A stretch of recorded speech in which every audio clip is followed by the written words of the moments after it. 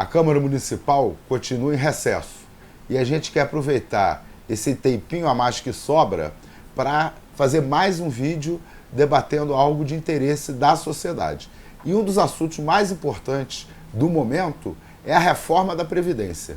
A gente quer trazer algumas informações sobre a reforma, o que você precisa saber para entender a reforma da Previdência. Em primeiro lugar, a reforma aumenta a idade mínima para aposentadoria, de homens para 65 anos e de mulheres para 62 anos. O mínimo de contribuição passa para 20 anos para homens e 15 anos para mulheres.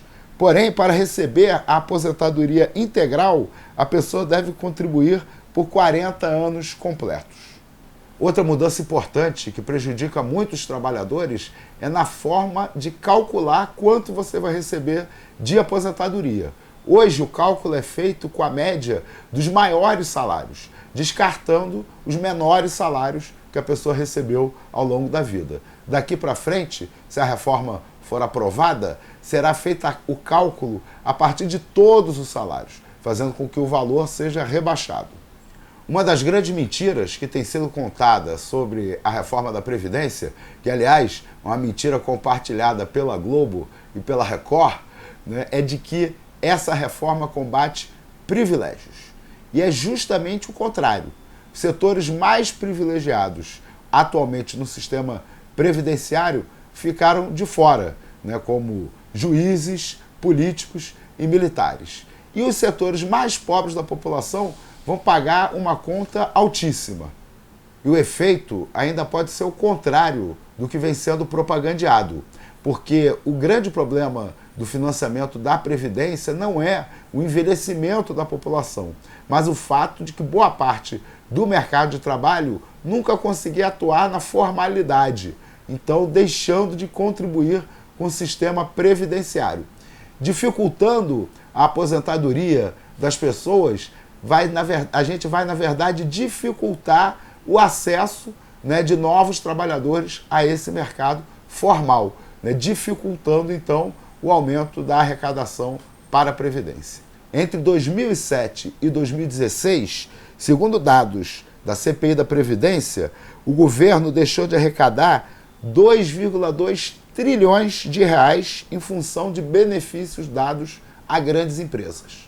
E a dívida ativa previdenciária, que é quanto as empresas devem para a Previdência Social, também é fantástica, né? E chegou a 427 bilhões de reais em 2017.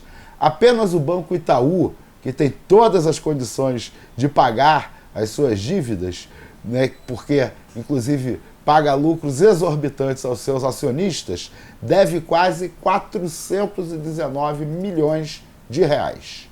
É muito importante que todo mundo saiba que a reforma ainda não foi aprovada. Muitos setores que têm interesse na reforma da Previdência estão tentando criar um clima de que a reforma já aconteceu.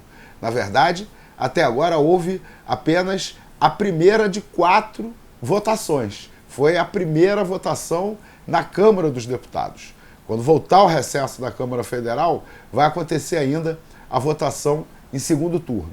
Depois, o projeto vai para o Senado e lá ele também tem que ser votado 2 vezes. Então, a luta e a mobilização da população pode sim influenciar muito no resultado dessas votações. É muito importante que a gente entenda o que está acontecendo, que a gente conheça os principais pontos da reforma e que a gente vá à luta para barrar esse grande ataque aos direitos dos trabalhadores e das trabalhadoras. O interesse do governo é o desmonte do sistema previdenciário. E isso tem 2 interesses principais. Um é a gente imaginar o seguinte: o Paulo Guedes fica falando numa economia de 1 trilhão de reais. O que significa essa economia? Significa menos 1 trilhão de reais no bolso dos trabalhadores e das trabalhadoras e disponíveis, né, para o Estado usar de outras formas, beneficiando, né, os que sempre saem ganhando no Brasil, que são os bancos e os grandes empresários de uma maneira geral. E outro interesse é o fortalecimento do mercado de previdência privada. Porque da mesma maneira, né, que a educação privada, que os planos de saúde foram beneficiados pela queda da qualidade da saúde e da educação pública, hoje os bancos miram o mercado da previdência privada. Querem o dinheiro daqueles, né, que têm um pouquinho a mais e que vão tentar fugir da situação de penúria, de miséria a que estarão condenados a grande maioria dos que conseguirem se aposentar pela Previdência Pública. Ainda dá tempo da gente lutar. No próximo dia 6 de agosto vai acontecer um Dia Nacional de Luta contra a Reforma da Previdência.